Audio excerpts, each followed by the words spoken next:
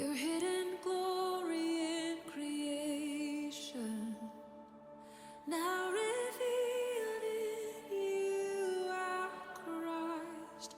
What a beautiful name it is. What a beautiful name it is. You sing.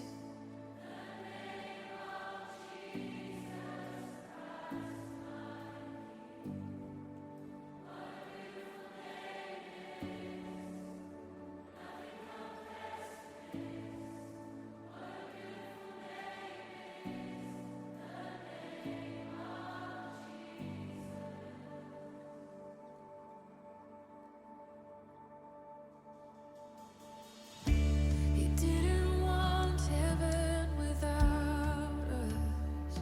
So Jesus, you brought heaven down. My sin was great, your love was greater. What could say? Greetings, beloved out there. I'm coming to you live from JPIC Studios, JPIC Ministries, JPIC TV in association with 357 Media. Today I just want us to address one of my favorite topics or topicalized podcast, which is titled When Tough Times Call, When Tough Times Echoes, Only the Wise Should Speak. When tough times calls, only the wise should speak. I know somebody out there will be intently listening to this. Why only the wise should speak? Don't we all have rights to speak? And there could be so many suggestions around the topic. When tough times echoes, only the wise should speak. You cannot do anything or be productive in a gloomy, dark place, position, space. That's why it's your responsibility. It's your call. It's your mandate to displace any gloomy situation or challenge or problem in your life through life-changing vision or sight. Your hidden glory in creation. Or let me just rephrase myself and say, through life-changing vision or spiritual sight, then words, because as a believer, you gotta speak life-giving words, just like Christ did, just like God does. Actions, you gotta do what complement your vision. You gotta do what complement what you are seeing. When I'm talking about what you're seeing, I'm not referring to what you optically seeing. I'm talking about what you are spiritual seeing. I'm talking about seeing what you are visualizing, if I may put it that way. So that is gonna be complemented by actions, by doings. You were entrusted by God with an ability of authority and power, which capacitate and qualify you to do it. I love that, because these things, the Bible says, all of His goodness have been freely given to us. Another translation say, the goodness of the Lord have been made available to us. So now, what's the problem? What makes us stagnant? What makes us not to reach our potential? What makes us not to reach our goals, our dreams, or destiny? Not with God, but it's with us. Okay, let's carry on. The first chapter of the Bible makes us understand that God could not create anything on earth as it was. Defected, it was formless, it was shapeless. And that's the reason why before anything else, He addressed first the issue of the light in order to be able to see and have clarity on what He wanted to create. Because you cannot, remember I've already mentioned about that, you cannot create anything if you are in a space that is gloomy, meaning that's dark, hate anything. You need first to deal with the atmosphere on which you want to create. Because the atmosphere is actually where, let's make an example with a hatcher, a chicken that hatches eggs. A hatcher cannot lay eggs if the owner of a hatcher has not prepared the place where the hatcher should be or should lay eggs. The hatcher will be wandering around seeking a better place so that it may be able to lay those eggs. And as a result of that, it may even go about dropping those eggs anywhere under the pressure of those eggs wanting to come out. So it is the same scenario with us. We cannot work on anything when we are in that position of darkness, in that space of darkness. So that's why even God, the Bible says, in the beginning, earth was what? It was dark. The Spirit of God was hovering around because there was nothing to contain the Spirit of the Lord. The Spirit could not, its place had not been prepared accordingly. It couldn't rest on anything. It was just hovering around. And that's the state of a human being or of mankind who hasn't fixed the position, the space where the person wants to create something.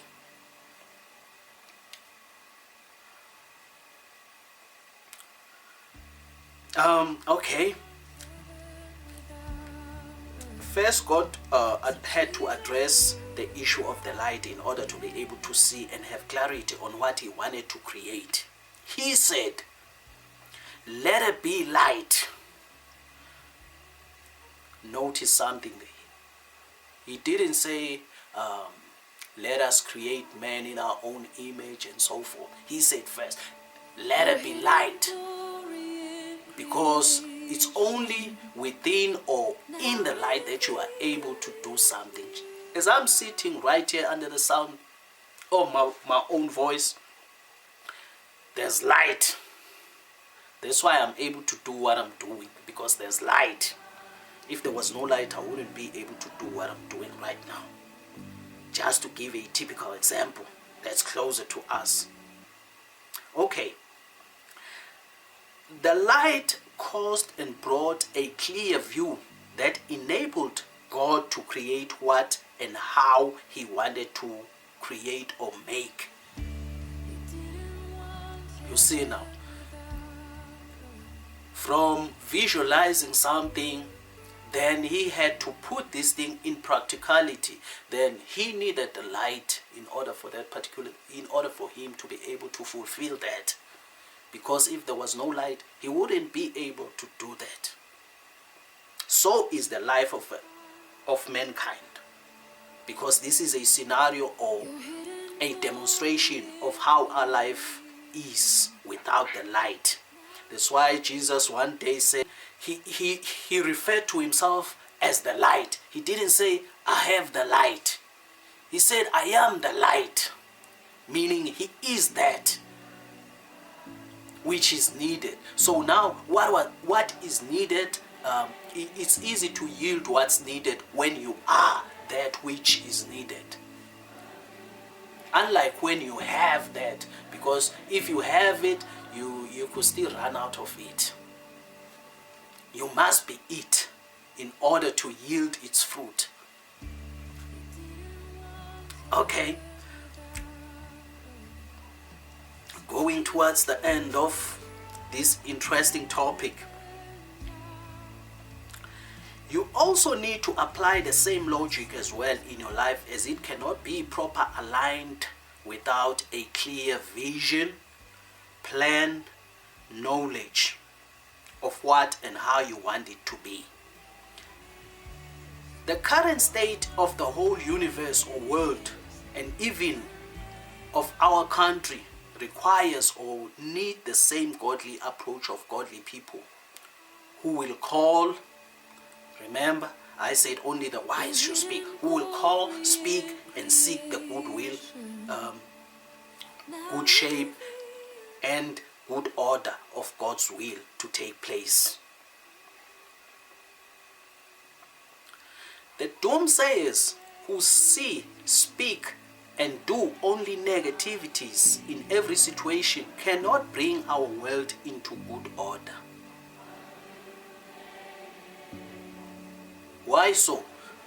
Obviously, because they are not the light. They are darkness. Remember, Jesus said that. He said they are not in darkness, but they are darkness. That's the reason why they yield out darkness virtues, because they are that. Just as I've also mentioned pertaining the light, that you need to be the light in order to yield and wield light. You don't need to have it, because having it could be temporarily, but you need to be it so that your virtues will be born out of who you are. They are not born out of what you could have or what you could be, but they are yielded out of what you are.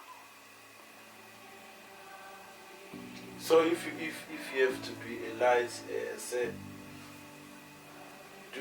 do you determine to be a light, as in deciding to be the light, or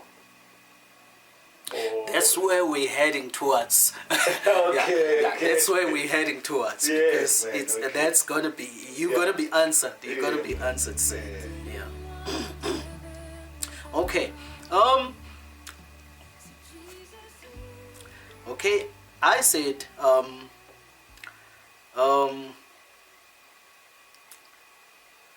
the goodwill. Okay, this is where I last touched on. I said the doomsayers who see, because remember, doomsayers only see, they only speak, they only do negative things in every situation. They cannot bring our world into good order and God's will. Neither can they fix and bring their own world or space in the required order, because through their own folly words they destroy themselves. Loose tongue contribute to self-destruction or destroyance. Our responsibility is not to speak well only when things are going well for us, but we are expected by God to say good things even in the challenges, as we create the soundness or wellness of any situation through our faith-filled words. Remember, that's the reason why the Bible says that ngesizulu, I like the term because it says siyadala. uNkulunkulu, notice one thing here. God did not create goodness out of goodness. The Bible, for the Bible already states that the world was dark, it was defected, it was without shape, it was formless. Then this guy, being a wise guy, he said, okay, I want to create a good place out of this bad place. But then it's going to start with me or by me. I got to speak life to the dead situation. It's my responsibility as a wise person, because remember, the Bible, according to the Bible, in the book of Proverbs, usually you come across the wise and the folly, or the wise and the fool. The reason why they using those two examples, the wise represents somebody who's of the light, somebody who's godly, and then the fool represents someone who's of ungodliness, or I would say unbeliever. So now the wise is expected to act out of wisdom. The wise is expected to speak out of wisdom. The wise is expected to think out of like an ordinary person. Because remember, you are supernatural since you are a spirit being. That's why I normally tell believers who believes or who are Christians that, do you know who you are? Most of the time before I address anyone, I usually ask them this question: do you really know who you are? Then the person will say, yeah, I know who I am. I say, then if you knew who you are, you wouldn't speak the way you're speaking. Or you wouldn't think the way you're thinking. Okay, let's round up then, so that you also get your answer.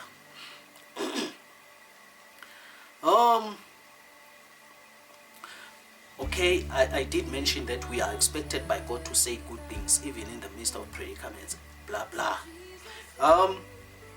Okay, here we are now. If you seek to witness and participate in good things, notice and underline. If you seek to witness and participate in good things,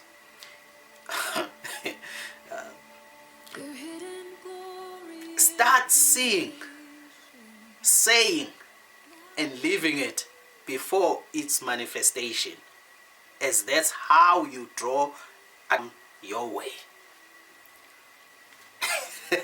Should I repeat this? Yes, Okay, I'm going to yeah, repeat it. Okay. If you seek to witness and participate in good things, start seeing, start saying, start living it before its manifestation, as that's how you draw, attract, forge it to come your way. In the spirit realm, positive attracts positive and not negative, unlike in the scientific order. The woman of the Bible who said it was well with her soul, while her only begotten son had been dead, understood and was influenced by the same revelation knowledge that's above mentioned. It was impossible for somebody who just lost a son to say, it is well with my soul. You wouldn't say that. Only a person who's under the influence of the Spirit, somebody who's led by the Spirit, somebody who came from the Spirit of the Lord, somebody who visualized things from godly point of view, who could say that. The same thing that happens even when we are faced with troubles. It is the same thing. It is only the wise that speaks wisely. If you want to know, in my previous podcast, I just mentioned it, that it is during difficult times that you are able to see true essence of somebody, true characters of who they are. Because trials or challenges, they have a particular or a certain way of revealing your true self. Even though verbally you may claim to be something else, but then when troubles strike, I'm telling you, that's when we'll be able to know, we'll figure out who you really are. Let me round up because we're getting to the end of it.